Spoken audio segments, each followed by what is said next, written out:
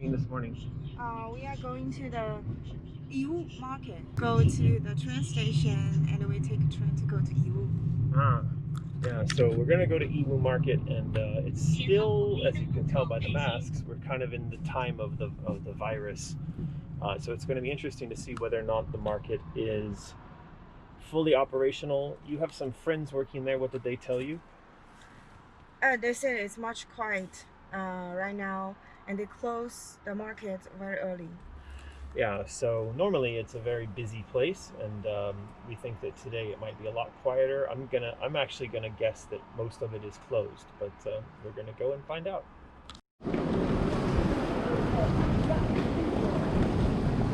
So now we have to go through the security, but Ian is being very slow. She's stuck in the line right there, so we're waiting on her. 你好，我的票，我们去YiWu。我也取票上。I have more steps than you. Yeah, let's see about that by the end of the day. Come on, which way are you going? 18. Tickets are actually no longer used on the Chinese high-speed rail system. They want your ID. In my case, that is my passport. And once we are on the train, you get to see what is actually the largest and longest high-speed railway network in the world. It is also the most extensively used. It accounts for 2/3 of the world's total high-speed rail networks. And if anything has shown me the massive growth and development of China over the last 15 years, it is this high-speed rail network. And traveling China by rail is also a fantastic way to keep up to date on all of the expansion of cities and construction across the Chinese countryside. As you can see here, construction is still very much booming in China.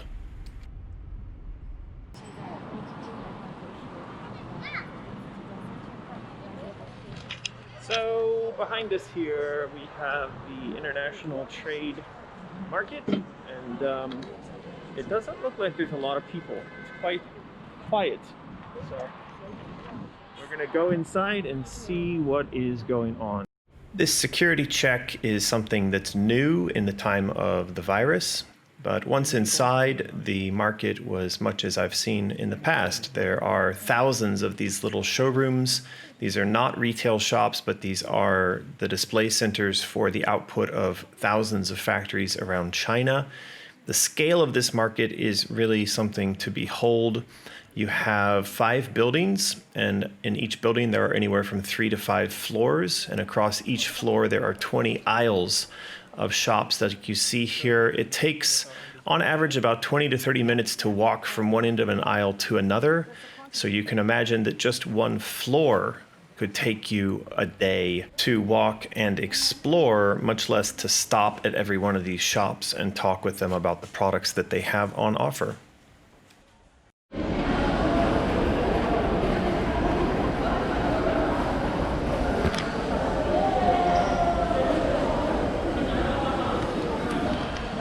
So it's now around almost 10 a.m. and it really feels like the market is coming to life. I was expecting that a lot more shops would be closed, but actually as we've walked around, everyone's opening up, and it seems like almost business as usual, except there aren't that many customers walking around, and for sure there are almost no foreigner or expat or Laowai customers walking around. This trip to YiWu for us was with a few goals in mind. One was to look at snow globe type products. Another was to look at jewelry. We also were interested in umbrellas, and we were also just keeping an eye out for general products that we might add to either our mysterious shop or offer to our patrons over on Patreon. So we got one idea is to make the Alice house inside of a fire, and this shop has got lots of fake fire.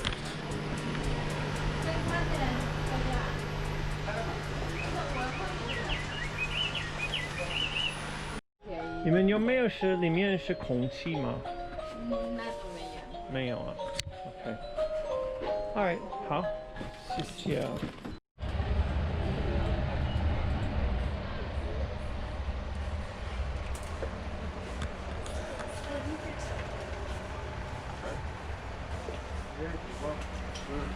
这我上海可以。So we're running into the problem that all of these snow globes are very heavy because they all have water inside of them. And then if we want to make them lighter and also with our own design, we're seeing these ones that have sort of fire inside. And maybe we could do our own design with these. So we have to figure out, find a factory that wants to work with us on this, and yeah, we'll see. And this guy's making a video of me while I make a video. Everybody video, everybody. I find walking around this market to be a little bit depressing because it gives you a real sense of the scale of consumerism around the globe. Just the sheer amount of plastics and wires and lights and things that get made for consumption. This is an entire section of the market that is purely focused on Christmas, but Christmas is not really a thing in China, so for sure this is purely for consumption in Western markets. And Halloween is another thing that you find in this section. Again, all these products being made for export, and every one of these things can be custom made, ordered in bulk, and then shipped to your location anywhere in the world. The thing we're finding with these globes, though, is that they weigh a lot, and shipping is not cheap. When you order 1,000 of them and you ship them in a container, you're spreading the cost across all of them, but when you order just one and ship it solo, it costs a lot, which is why this shop is quite interesting, because these snow globes are filled with air instead of water, and they use little pellets of styrofoam instead of glitter in the water to achieve that effect. And I realize now that I probably should have put an epilepsy warning on this video. Alright, so this whole time I've been telling Yin that there is such thing as a dry snow globe, and I've now found it. They've got these little balls inside, and that means that they're much lighter. But of course it's much better suited to looking like snow, except I think I saw some before that were black, and so they made it look like ash. So that's what we're going to go look for now. So we did continue looking for those ash-filled snow globes, but had no luck. I'm sure I saw them previously, but it seems that either they didn't sell enough or they just haven't come back out to the market. So we decided to continue checking items off of our list. We were going around this market based on a map and a list of the items that we were trying to find. And so we switched gears from snow globes to looking for umbrellas, because in the past Mysterious did make a Vorpal umbrella, but the quality was kind of less than, and so we felt we might try again. Now this is one of the bridges that connects together the segments of the market. So that building you can see there outside the window, that's just one building inside the market, and this is a bridge that then connects one of those big buildings to another big building. From one to the other, it's 20 or 30 minutes. It's crazy how long it takes to walk. This shop we were interested in because they make waterproof bags, and we actually make waterproof bags for our Pirate Jam event in Thailand. That then moved on to umbrellas. Now, one of the things that I think people really get wrong about China is the sense that all of the products that come out of there are low quality. Actually, it's just a simple case of you get what you pay for. So oftentimes when people come to these markets to purchase things for resale in their country, they're marked as made in China, but the people who come here on buying trips are not necessarily buying the highest quality items. They're buying things where they've got a price point that they think manages to balance price and quality with the expectation of the consumers. But if they don't go for full quality, then they don't get full quality. That's not the fault of China or these manufacturers, though.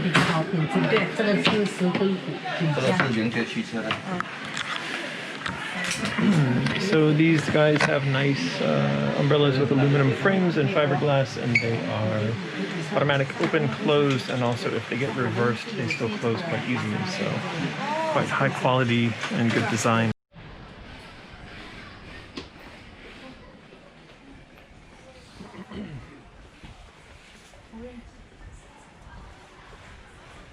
So much stuff. Okay, so downstairs is bags, leather bags. Yeah. I see them. Yeah, you missed. Straight ahead. Oh, we found the flashlights and stuff. Wow. Oh, yes, All right, we this market is too big. I don't even think I've ever been in this area before. Let's go. You want to look at bags or you want to look at the makeup tattoo stuff?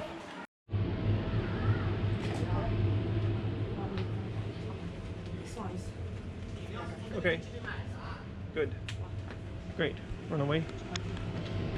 Okay, so we're running for the exit. We're almost out of time here. We haven't found everything we were looking for, but then we found found places making cards, like tarot cards, which will be very useful because we know a lot of people want tarot cards.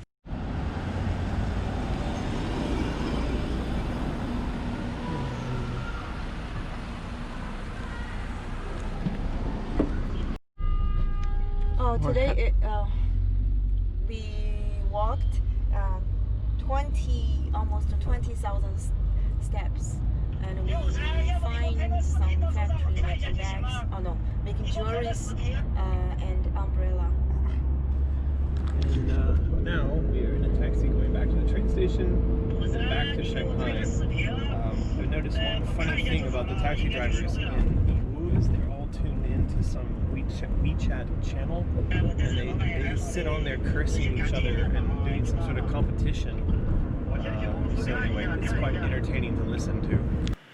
So that brought our trip to YiWu mostly to an end. We still needed to get back to Shanghai, which is a relatively easy endeavor. You just simply jump in a taxi, go to the train station, and then have an hour and a half or hour and 45-minute train ride back to the city.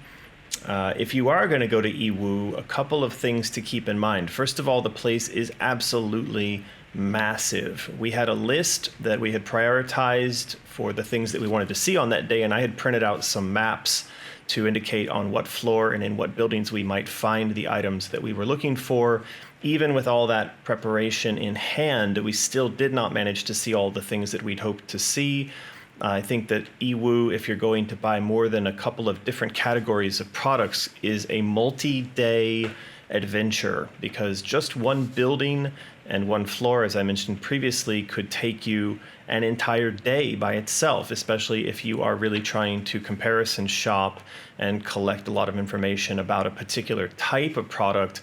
Just one product category, say Christmas items, occupies just a huge space with tons and tons of individual small shops selling different types of products. So if you do stop to talk with the shopkeepers about quantities and quality and whether or not you can custom design stuff, then you can expect that one shop might take you 20 minutes just to have that kind of conversation, never mind the hundreds of other shops on the same row offering the same types of items. So if you're going to YiWu hoping to see all of the market at once or in one day, forget about it.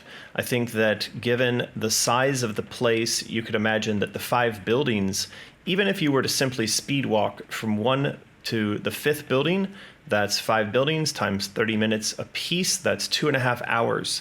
2.5 hours to quickly walk from one end of the market to the other without stopping to have a conversation about purchasing, quality, quantity, or anything of the sort. So you can imagine that that's just a straight line along a single aisle, 2.5 hours. Now multiply that across 5 buildings, multiple floors.